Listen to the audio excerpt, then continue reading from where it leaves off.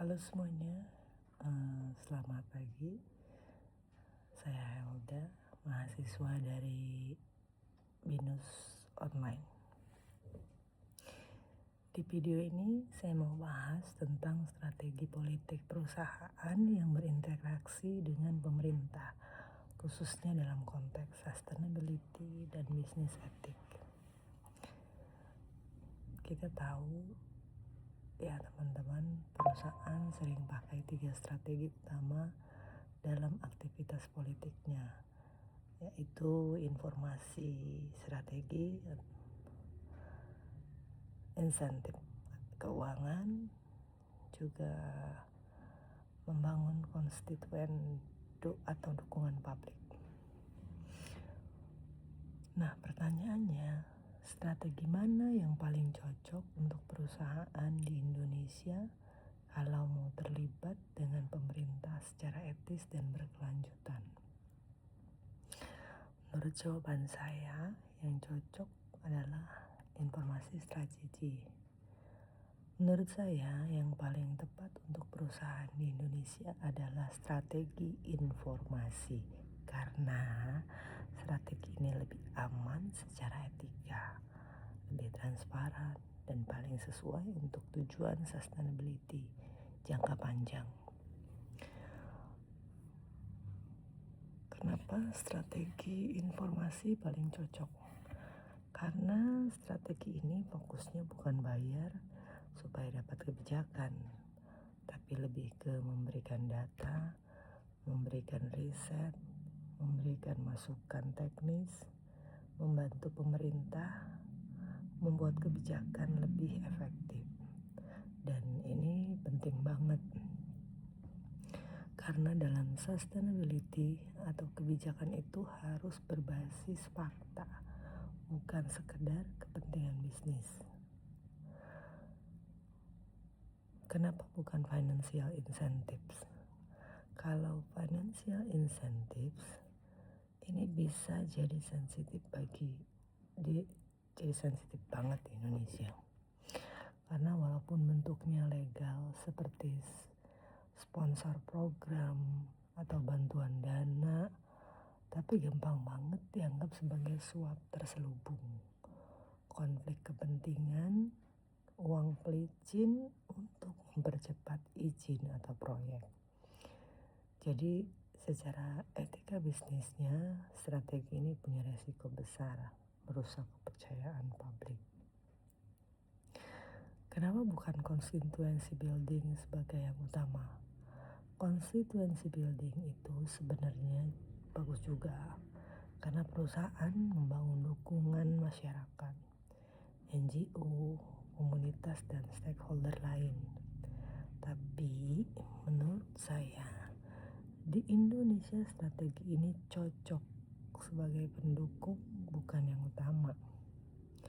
Karena kalau terlalu fokus ke pencitraan publik, kadang jatuhnya jadi kampanye hijau doang, tapi prakteknya belum benar,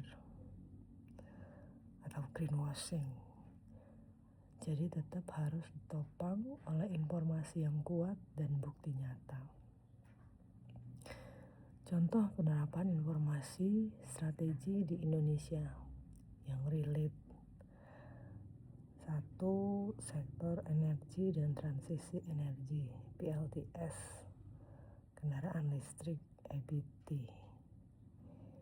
Misalnya pemerintah mau dorong energi terbarukan, perusahaan bisa bantu lewat strategi informasi seperti kasih data biaya investasi PLTS-nya, dampak pengurangan emisi, kebutuhan insentif pajak supaya proyeknya visible, rekomendasi standar teknis.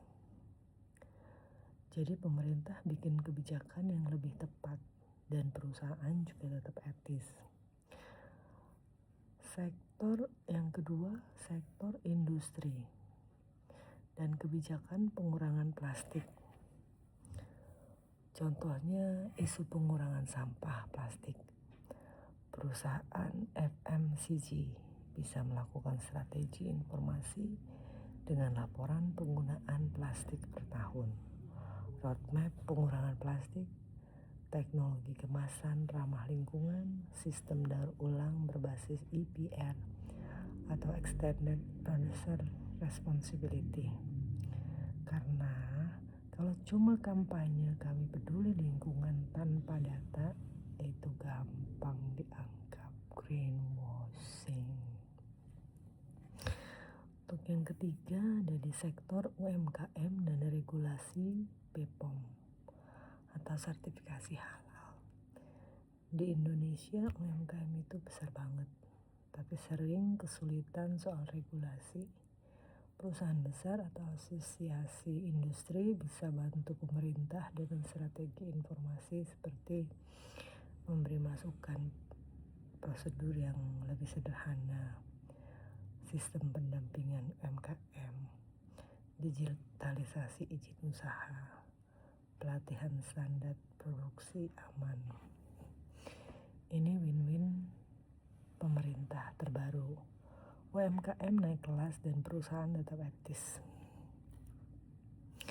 Jadi menurut kesimpulan saya, strategi yang paling cocok untuk perusahaan di Indonesia dalam konteks sustainability dan bisnis etik adalah information strategy. Karena satu, lebih transparan, dua, berbasis data dan fakta, minim resiko konflik kepentingan, mendukung kebijakan publik yang berkelanjutan, sedangkan insentif itu paling rawan disalahartikan dalam beresiko etika. Dan constituency building bagus, tapi sebaiknya jadi strategi pendukung supaya tidak cuman pencitraan. Oke, itu jawaban dari saya. Semoga membantu dan gampang dipahami ya.